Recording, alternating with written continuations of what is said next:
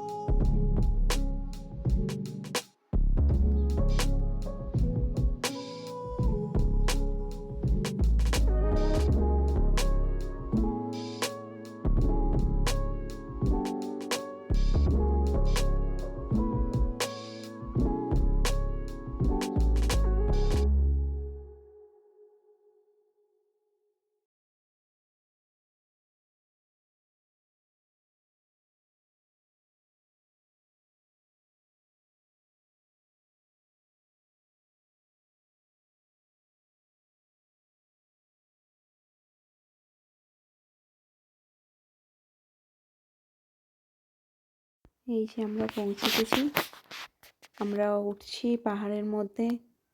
আমার মেয়ে তো ছুটে ছুটে নিজেই একাই উঠে যাওয়ার চিন্তা ভাবনা করেছিল, কিন্তু পাহাড়টা যেহেতু একটু খাড়া টাইপের, তো একা তো ছাড়া যাবে না বাচ্চাকে, তাই হাতে ধরে তুলে।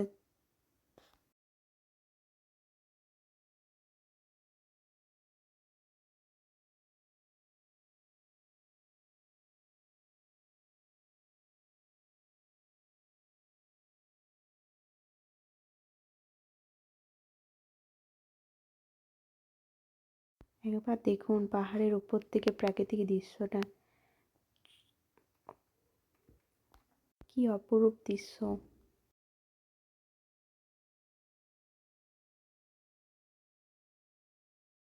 পাহাড়টি অনেকটি জায়গা জুড়ে অবস্থিত এখানে, পুরোটা হয়তো ভিডিওতে আসেনি, কিন্তু পাহাড়টা অনেক বড়, অনেকটা জায়গা জুড়ে পাহাড়টি রয়েছে।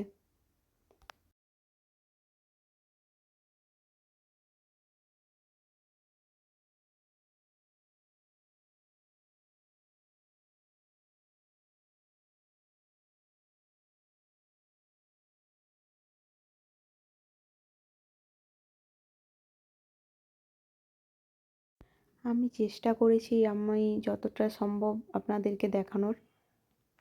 এই যে আমার মেয়ে তো প্রচুর খুশি এখানে এসে, সে একা একাই উঠবে। দেখছেন রাস্তাগুলো কেমন, তাও ও একা একাই উঠবে।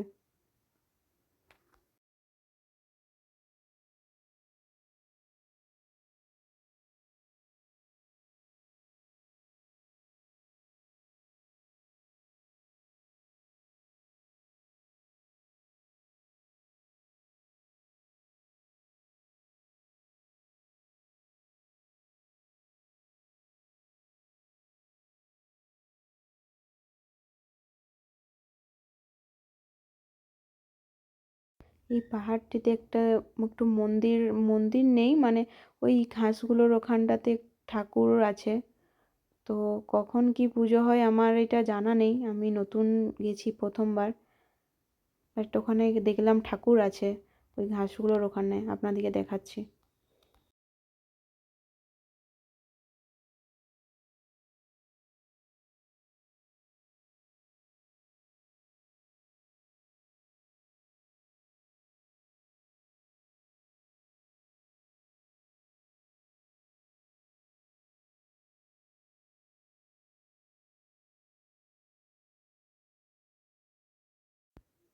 এই যে এখানে ঠাকুরগুলো রয়েছে।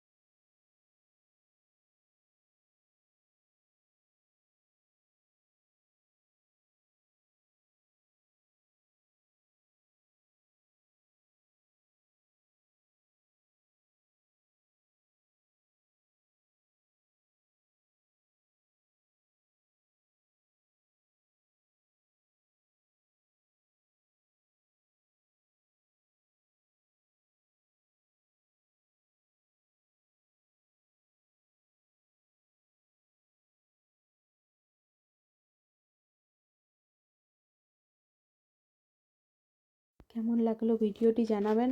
চেষ্টা করেছি যতটা সম্ভব দেখানোর।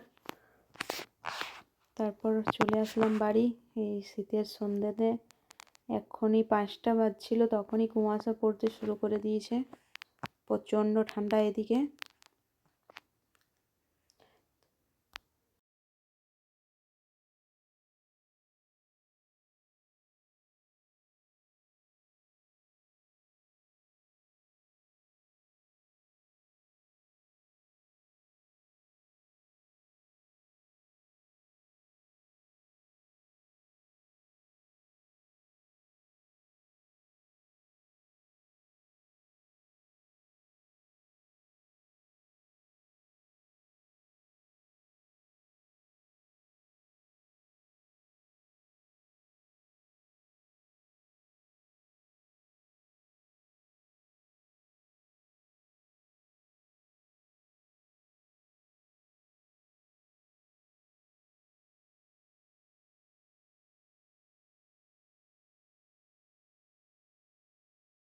এই যে আমাদের মিষ্টি পাখি কুট্টুসটা।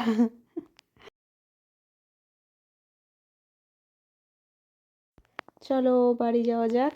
আজকের মতো এই পর্যন্তই। আরও দেখা হবে নতুন একটি অন্য কোনো ব্লগে। আজকের মতো টাটা। কেমন লাগলো সবাই কিন্তু কমেন্ট করে জানিও প্লিজ।